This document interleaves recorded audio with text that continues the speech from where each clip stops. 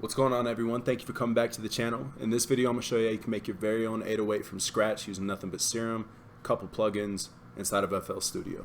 So to start, I just had this open up. I had an analog BD sign. If you don't know what that is, it's a simple sine form. All you do is you come down here, go to analog BD sign, and it's going to pull up a sine wave like this.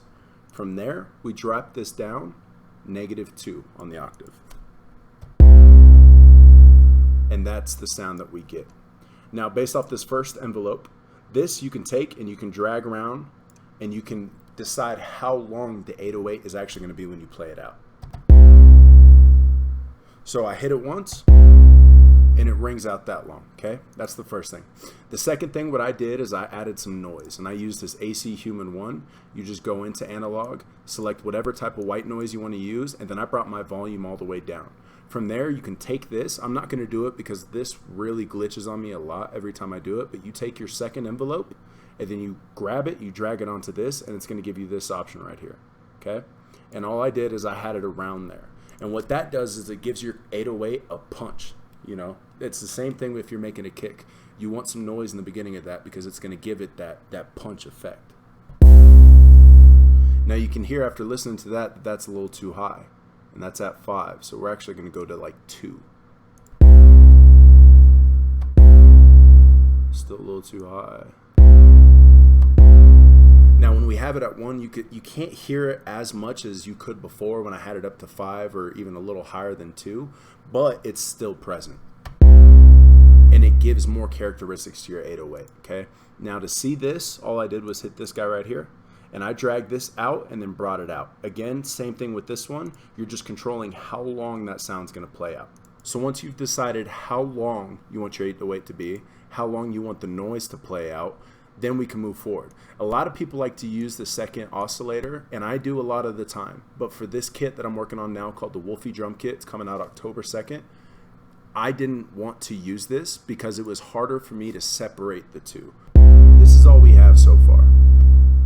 If I introduce this guy, it's going to sound like this, which sounds cool and it gives it a little bit more crunch. But ultimately what I decided to do after adding just this guy into it was to open up another instance of Serum and layer this second sound along with this guy. So let's open up the second instance of Serum. Here's that sound I told you about in the first one. And that's what it sounds like. Your envelope right here decides how long the sound is. After you play it, same thing for here. I added some noise again. I brought this to 1 and I drug it out a little bit past. I basically kept the same arrangement as this 808 but slightly changed it up. And then from there, what I did was I brought out the third envelope and then I'm using this filter right here. So we have it filter cut off at 740 Hertz. I did a filter resonance of 24%, which if you move that, just moves this peak up or down, depending.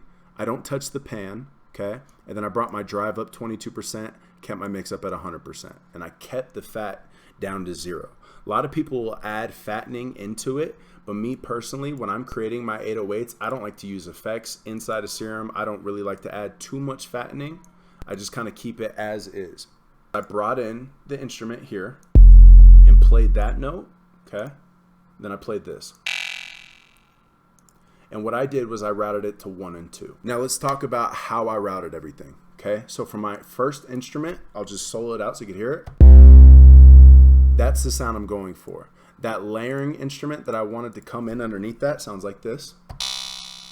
The way I have this set up is this first instrument goes up to my EQ and it goes into my effects too. This second one goes up to my EQ, which routes into my effects 1 and both compressors, okay? Same thing goes for this. It routes here, stops here, but because this first one touches the EQ, it goes into both of my compressors. I added a parametric EQ. I boosted around 356 Hertz and I cut out this low end. I don't like to cut out too much right away of the low end of an 808 because when you do that, like you're taught to do that in mixing because it helps clean up your sound. But ultimately for me, when I do that, if it's too far out this way, it takes away from the body. Even there for me, it takes away from it. So I just bring it I just bring it right out to about 23. And just so you guys know, this is a high pass filter and the order is a steep 8. Now, when you load this up, it's going to look like this. Just take your little scroller on your mouse and go down 1. It's going to bring it right back up. That cuts out those low frequencies that I'm not going to need and can actually start to interfere later on, especially if you're making your own kits to sell to people. What happens if it's too muddy? People are going to use your sounds, get them into their project, and then it's going to mud everything out.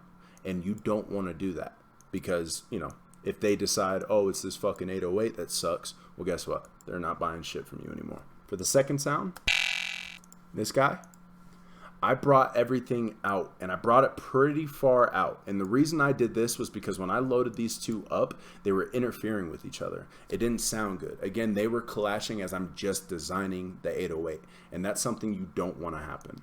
Another thing I did was I used this graphic EQ. I kept these highs in there because I really wanted to sparkle through. And then after that, all I did was level. So before anything was on, this is what it sounded like. And that's just the 808 with this being blend in to it, okay? I brought this all the way down because if I have it all the way up here, it sounds like this. And that was more crackle than I wanted to come through at that time. So this is what I have. It gives me those nice lows, gives me the nice highs. From here, we brought in another parametric EQ, and I brought this one slightly out a bit more to 26 Hertz, dipped it out. Then the second thing I have on here is an SSL E channel. Now, this guy I really like a lot because you can control your filters. You can split it so it gets filtered before it gets pushed through the EQ, which really helps push a certain amount of dynamics and texture and just tone of the sound through the EQ. It's similar to if you were to EQ, add your effects, and then compress. If you don't EQ before you add your effects, what's going to happen is if you have any of those annoying sounds in your instrument, in your beat, in your voice, whatever the case may be, if those annoying sounds are in there and you do not EQ it, surgical or additive, to get those effects, it'll push through into your effects, into your compression, and all of those nuances, the things that annoy the shit out of you, are going to shine even brighter. So I like to filter out everything, and then from there, I like to use my EQ. And really, the highs on this guy, I kind of left the same. I brought this one up to 1, brought this one up to 3, and we're at 7,000 here, and then we're at 1.5 here. Down here, I have negative 8.3. And we're sitting at about 0.5. And then down here, I brought the lows out a little bit just because it was punching so damn much that it was distorting everything from the jump. You don't always have to do this, but if you have an SSL E channel, this is the go-to, the absolute must-have when it comes to designing your own 808s, EQing vocals. When I record myself, this is my go-to plugin for vocals. It all happens right here. This is the magic. Now the third thing I put on here is a Puytech EQ. What I did here was I boosted to about a 1.6 and I attenuated to about a 1.5. What the attenuation does is if you boost it and it's hitting, it sounds good, but it's too powerful and it's distorting, clipping on your master, you can attenuate it to bring it back down to keep that same character and tone within that lower end. And then over here, I brought this guy to 12. I boosted a 5. I attenuated to 5.6. Again, attenuation, just explain that. That's what it does. The fourth thing I have is a mid-range Puytech EQ. And here I boosted at the peak of 1,000. And the reason why I did that, the reason why I boosted right here at 1,000 Hertz was because that crackle that I explained to you in the second 808 right here really shines around that. And the way you could tell by that is by opening up a parametric EQ too. Around here, it really starts to shine. The other thing is this, if you slide this all the way out, you can hear all that crackle is in there. It may not light up the way this is lighting up, but that crackle is in there. And then what I did here was I put it to 3, and then I put the dip about a 3.3. So what that does is it dips out those frequencies and lets everything else slightly around it shine more so through your mix of your 808.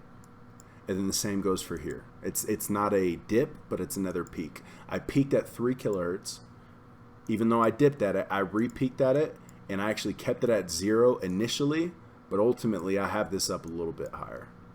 That was just the default setting. And that's it for that one. So within the second effects, I had a Fruity Love filter.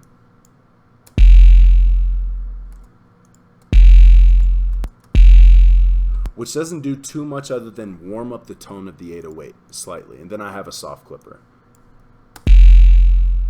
Now from here, you can tell it doesn't push in to the second one, and that's because I wanted this guy to go straight into its own effect channel.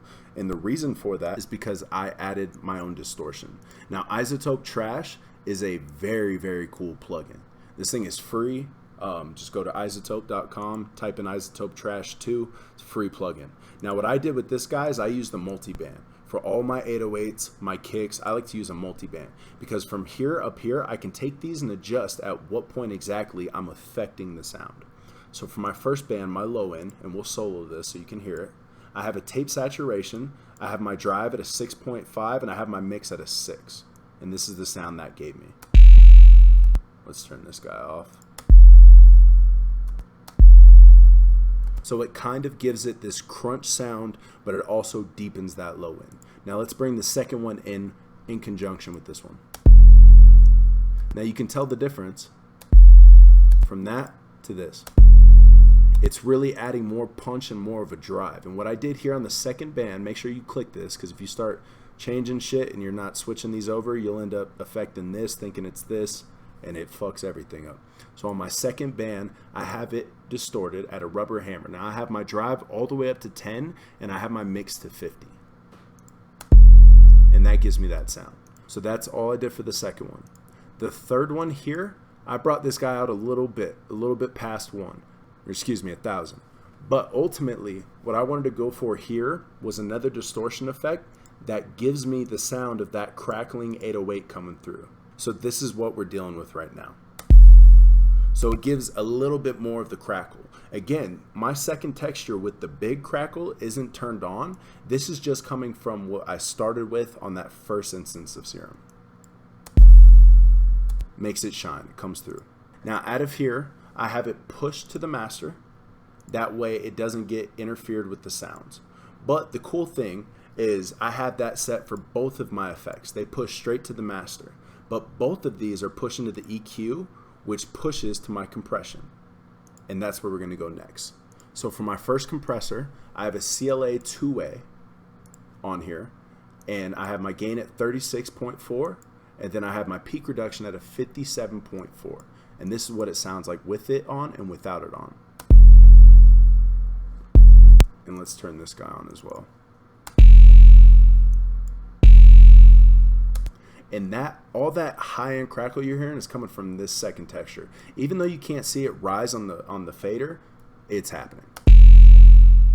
And the cool thing about this compressor, if you have it, you have different analog settings right here, but this guy right here, if I put this a little bit more this way, it's going to really deal with the compression of the high frequencies. If I bring it more to the middle-ish where it was, or all the way down, excuse me, I didn't realize, I had it all the way up, that way it was flat and dealing with the low frequencies the most. If you have it in the middle, it's going to deal with both.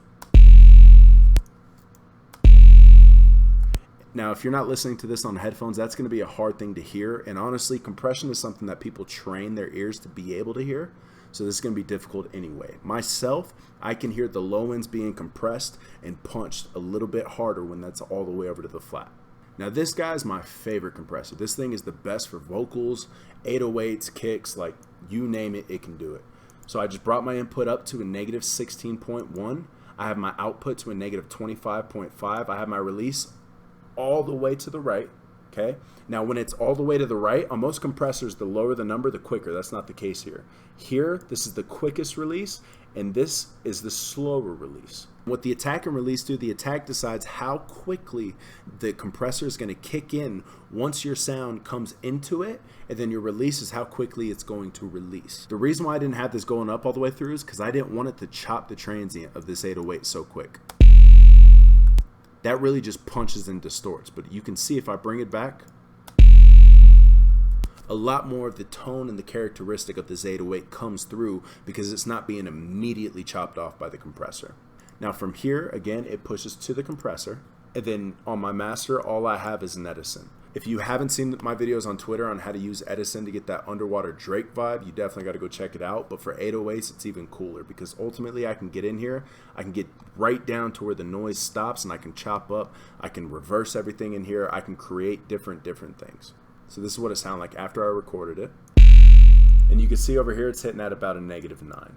What I like to do is I'll increase this because now it really pushes that through. So now you'll see down here inside of this, I have both of these in here. And the reason I did that was because I had them playing here simultaneously. That way I can get that sound.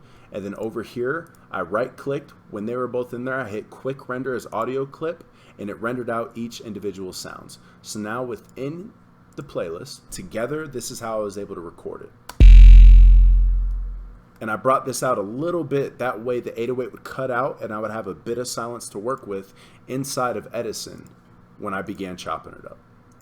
So yeah, that's basically it for how to make your own 808. Use this video, go back, pause it, take notes, do whatever you got to do, but it's really not that hard to make your own 808s. And the more you get into it, the more you're going to come up with your own ways and methods for creating this, and you can ultimately shape your own sound for your own music, which makes you unique. And if you're unique as a producer, guess what? Everybody likes you. I hope you guys enjoyed this video. If you did, please give it a like, please subscribe to the channel, and drop a comment. Let me know what you guys would want to learn next. I really appreciate you guys stopping by. My name is Alobo. Wolfie Drum Kit coming out October 2nd. I love you guys. I'll see you in the next one.